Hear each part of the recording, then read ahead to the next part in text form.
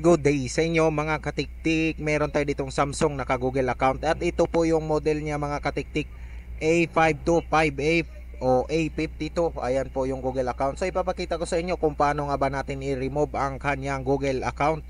So unang-una mga katiktik, kailangan natin baklasin ang likod at syempre tanggalin natin yung mga tornilyo dito. At medyo natagalan ako dito sa isang tornilyo dahil loose thread pa ito mga katiktik. Buti na lang nagawa natin ng paraan para matanggal ito. Kasi kailangan natin tong i-test point para ma-remove ang kanyang Google account. So meron namang ibang paraan mga katiktik para hindi baklasin, yun nga lang may kamahalan siya. So online po yung ano natin, yung pag-remove, yun nga lang mahal. Masyadong pricey, kaya test point na lang natin para makatipid ang ating mga suki mga katiktik. So ito yung test point niya mga katiktik. Ayan o, yung dalawang bilog dyan, gamitan mo lang ng tweezer para ma-detect sa ating computer. So bago mo i-test point yan mga katiktik, kailangan mo i-remove ang battery yan. I-disconnect mo yan mga katiktik, yan, disconnect. Mamaya pag na-detect, ibalik mo agad siya. So punta lang tayo dito sa unlock tool natin at punta tayo sa Samsung na tab, and then i-type mo yan A525F, and then click mo yung erase FRP. Tapos pag na-click mo na yan, it's time mga katiktik na i-test point na natin. So dito natin makikita mga katiktik na mag-detect na siya. So tatakbo po yan ang ating program dyan sa progressing bar. Ano ba yan? Yung details pala, progress details mga katiktik. So i-test point natin yung pinapakita ko sa inyo kanina.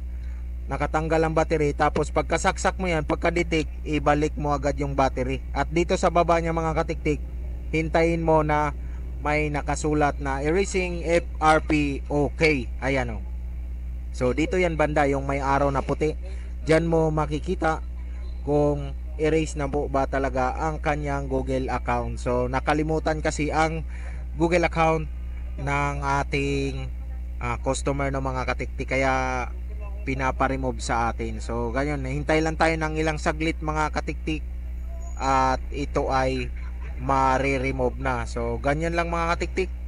Habang naghihintay tayo, pwede ka na ring mag-subscribe sa aking channel. At syempre, kapag ikaw ay natulungan sa aking video, nakakuha ka ng idea, maaari ka ding mag-like sa aking video, no, para mas maganda. So yun, no, erasing FRP okay, and then rebooting okay. So kusa na pong magre-reboot o mag-start ang ating Samsung, no mga katiktik.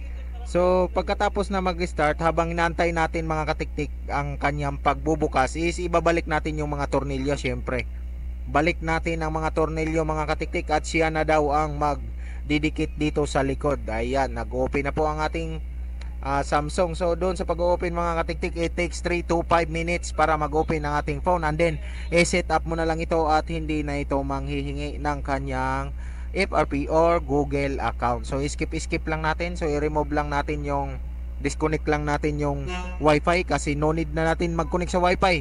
I-skip na lang natin to mga katiktik. Ayan. So hintay-hintay tayo ng ilang saglit.